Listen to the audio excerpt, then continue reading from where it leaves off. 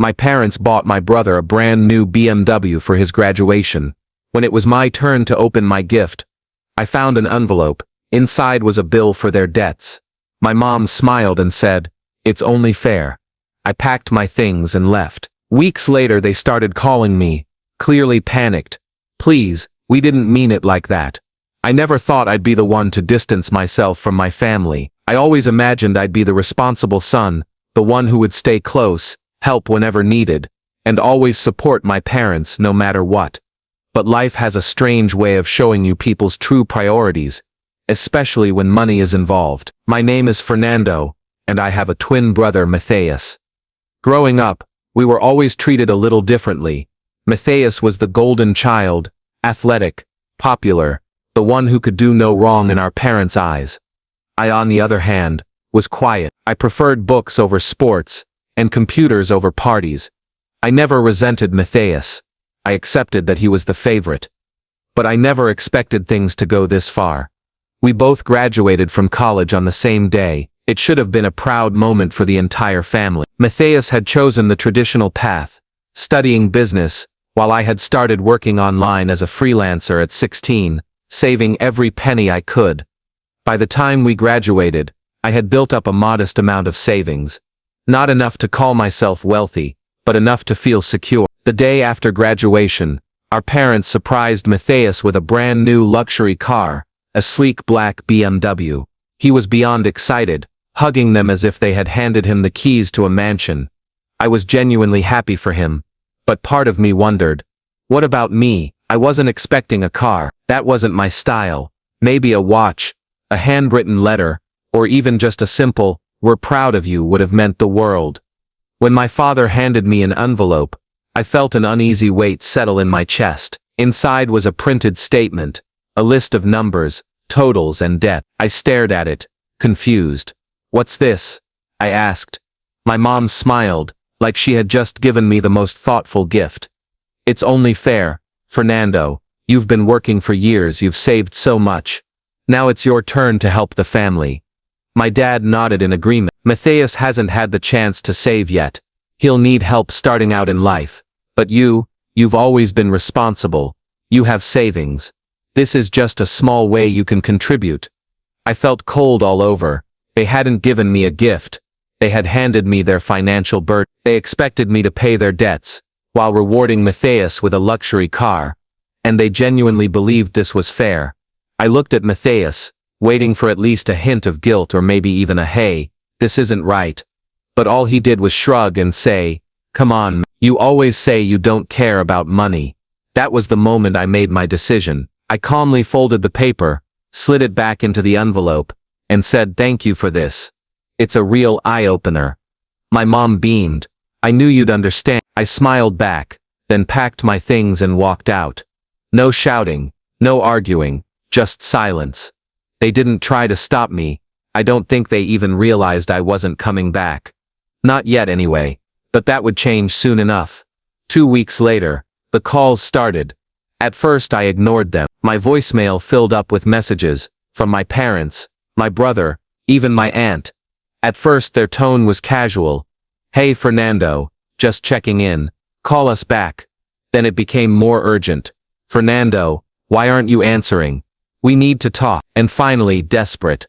"Please, Fernando, we didn't mean it like that. Just call us." But I didn't. I wasn't going to pretend like nothing had happened. For the first time in my life, I chose myself. During that first week, I stayed at a small Airbnb in another city. I wasn't sure what I wanted to do next, but I was certain of one thing. I wasn't going back. I had enough saved to give myself time to think. My parents weren't as lucky. By the second week, Matthias started calling too. At first his tone was all confidence and attitude. "Dude, stop being so dramatic. Just come back already." I blocked his number. Then my mom changed her approach. "Fernando, sweetheart, we're struggling. You know we've always supported you. Can't you help us out a little?" That was almost ironic, coming from the same person who smiled while handing me a bill, instead of a congratulations. Soon after, the real panic began. One evening, while checking my emails, I noticed a message from my dad with the subject line, "Please read this." I hesitated, But curiosity got the better of me. Inside, the message read, "Fernando, we're in trouble. We took out some loans we can't repay. We thought we could manage, but things have only gotten worse. Matthias doesn't have the means to help, and you've always been so independent and responsible. We misjudged the situation, and for that I'm sorry, but we need you. Please at least call us back." I stared at the email for a long time. It was the first time they had come even remotely close to admitting they were wrong. But it still wasn't a real apology. They weren't sorry for how they had treated me. They were only sorry I had walked away. And now, the son they'd favored for years, their so-called golden child, wasn't enough to solve their problems. I closed the email without replying. A few days later, I got a call that would change everything. This time, it wasn't my parents. It was my aunt. For the first time I hesitated.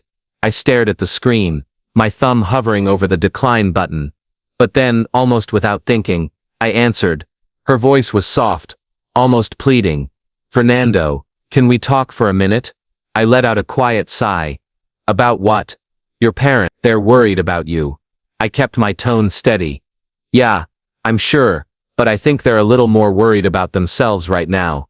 There was a long pause before she quietly added, "Please don't be like this.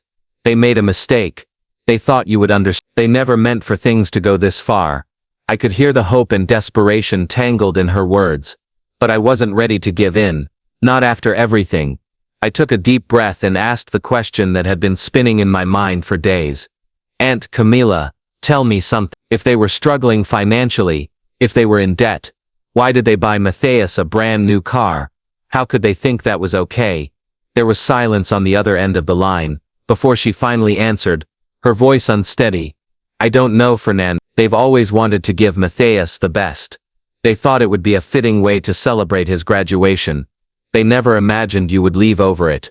I felt the weight of her words, but they didn't change anything. My parents had always prioritized Matthias, given him everything he asked for, and left me with responsibilities. When I graduated, they didn't give me a gift. They handed me a bill. I couldn't stop the bitterness from slipping into my voice. They've never shown me the same respect. They gave Matthias whatever he wanted. I got their problems in return. Aunt Camila was silent for a moment, then said softly, "They didn't know how to show you they were proud of you, Fernando. They assumed you'd understand, because you've always been the strong one. But they were wrong, and they do regret it." I shook my head, even though she couldn't see me. "It's not just about that. It's about respect. About how they've treated me for years. They've always put Matthias on a pedestal, and expected me to take care of everything else." I could feel the frustration building, but I kept my voice calm. "They didn't give me a car. They didn't give me a single opportunity. Not even a sincere thank you for everything I've done.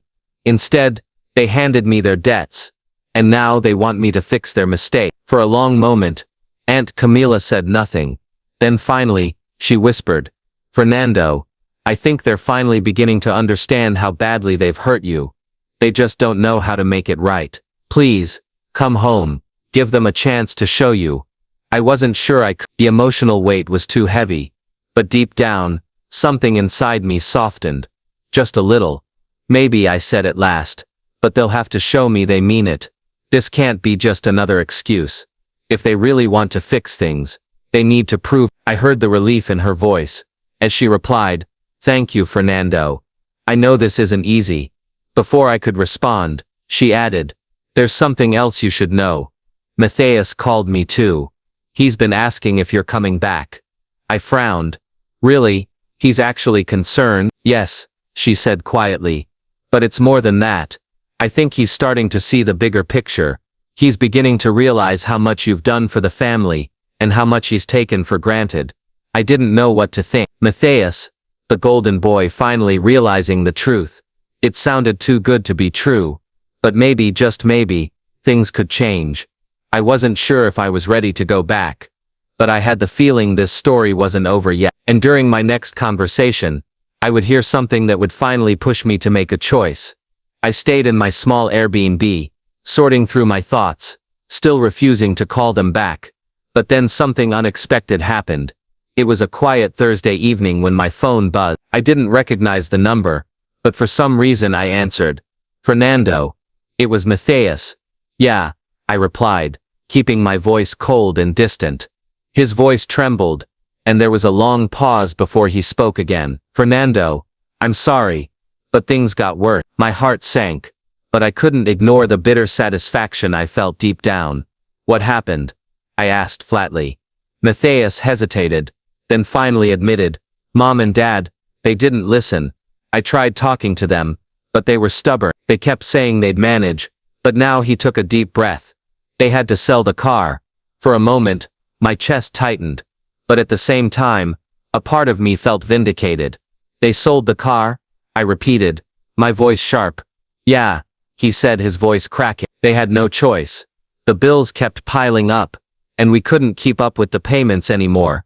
They sold it to cover some of the debt. It's gone. I was silent. I didn't know what to say.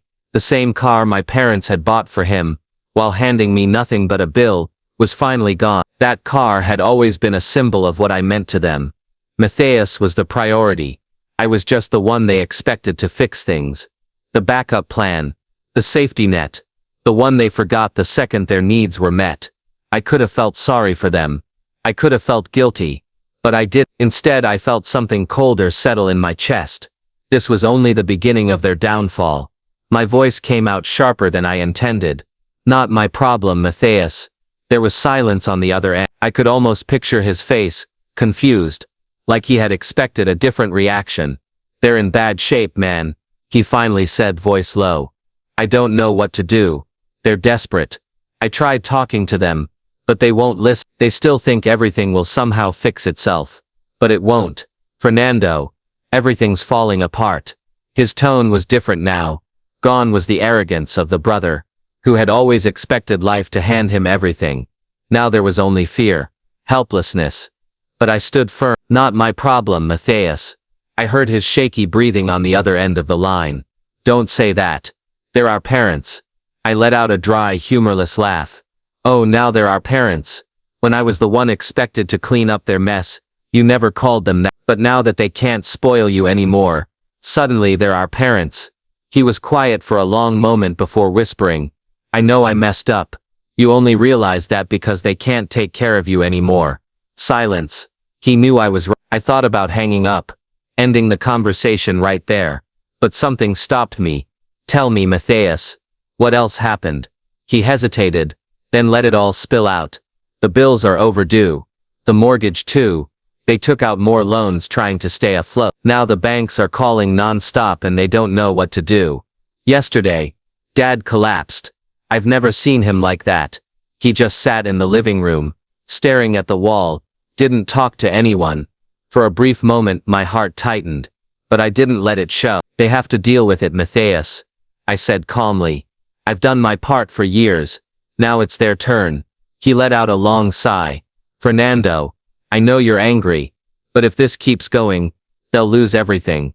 Maybe that's what they deserve. The coldness in my voice seemed to catch him off guard, but I meant every word.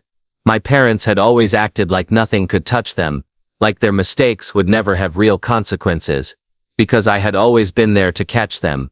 But not anymore. Are you really not going to do anything? Matthias asked, disbelief heavy in his voice. I paused, then answered carefully. They have you. You've always been the favorite. Now it's your turn to handle this. Before he could respond, I ended the call. In the days that followed, the calls only increased. My father called. My mother left tearful voicemails. Matthias kept trying. I didn't answer any of them. And then came the unexpected visit. It was an ordinary afternoon, when I heard loud knocking on the door of my Airbnb. A part of me already knew it wasn't good news. When I opened the door, I saw my Aunt Camila standing there, her expression serious. Can we talk? She asked softly. I didn't want to, but something in her eyes made me step aside and let her in. She walked inside, glanced around, and let out a heavy sigh. They're in bad shape, Fernando. Really bad. I crossed my arms. I've heard that before. This time it's serious. Your dad collapsed yesterday. He blacked out. My breath caught for a second, but I stayed silent. I kept my face blank. They've admitted their mistakes, Fernando. My aunt said softly. Your father's in the hospital. My chest tightened, But my expression didn't change. That's his own fault. Fernando. They know they messed up. They're paying for it. She paused, studying me. But what does it cost you to at least see them? I shook my head. I'm not their bank, Aunt Camila. I'm not their magic fix. I know that, she said quietly. But you're still their son. That hit harder than I expected. Not because I believed I owed them anything, but because somewhere, buried under the resentment, a part of me still cared. But caring wasn't enough. Caring didn't erase the years I'd spent as an afterthought. I looked her dead in the eye and shook my head. If they want forgiveness, they'll need to do more than cry and beg. They need to prove they've changed. I'm not that kid anymore. I'm not the one they shove aside while Matthias gets treated like royalty. She let out a long, weary sigh, as if trying to understand the person I'd become. Then what do you want, Fernando? I turned to the window, watching the city lights flicker through the glass. What did I want? Justice? Revenge? Or maybe just the satisfaction of knowing they finally understood. I was done being their safety net. I didn't know the answer yet. But one thing was certain. I wasn't going back to save them. If they want to fix something, they'll have to do it without dragging me down with them, I said at last. She studied me a little longer, then stood. So that's it? You won't help? Not until they show me they see me as more than their backup plan. She nodded slowly, walking toward the door. Before she left, she paused and gave me one last look. I just hope they realize it before it's too late. And then she was gone. I stood there for a long moment, knowing this wasn't the end. My parents wouldn't give up that easily. The only question was, what would they do now that they couldn't lean on me? Weeks passed, and I moved on. I focused on work, invested wisely, and little by little, I built something real, something solid. It wasn't easy, but the peace that came from knowing I had full control over my own future was worth more than any dollar amount.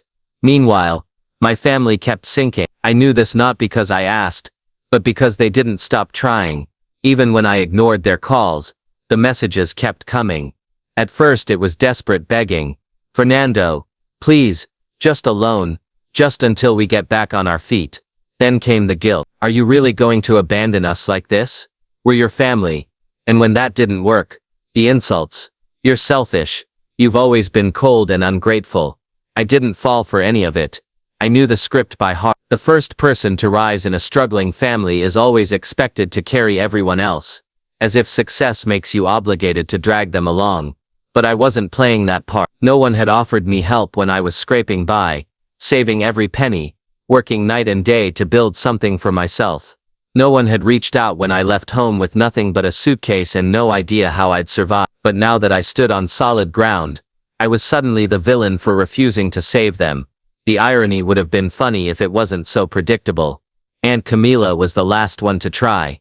After months of silence, she called me one quiet Sunday night. I didn't answer. A few minutes later, she sent a long message. Fernando, I know you're hurt, but your family is suffering. Your parents have lost almost everything. Matthias is trying to hold things together, but he doesn't have the same resources you do. Are you really going to let them fall like this? They've always been your family. No matter what happened, you could make a difference, but you're choosing to turn your back on them. Can you live with that? I read Camila's message, and stared at the screen for a long while. My reply was simple. Camila, I am not financially responsible for anyone but myself. No one helped me when I needed it. I owe nothing to anyone. I hope they understand that one day. I hit send. Then I muted every notification, and with that the break was final. After that, silence. No more calls, no more messages. My family erased me as if I had never existed. Those who once pretended to care now treated me like a stranger, a traitor, a selfish man who abandoned his family in their darkest hour. But outsiders only ever hear one side. No one saw the years of neglect, the cold indifference. No one knew how long I had been nothing more than a resource, while Matthias was the beloved son. The truth was simple. My family never saw me as part of them. I wasn't their son. I was an investment. And when I stopped paying out, they decided I was worthless. The most ironic part, even then, they still believed they were right. Because in their eyes, I had money. I had made it. And that meant I was supposed to help. As if success automatically comes with a contract to save everyone else. But no one ever asks about the other side. About the sacrifice, about the years of fighting alone, about the nights spent with nothing but stubbornness holding you together. And most of all, no one ever asks if you even want to carry that weight. I didn't. I chose to live my life without guilt, without giving in to people who only saw me as a walking ATM. And in the end I learned something that set me free. I never needed them. And maybe that's exactly why I succeeded.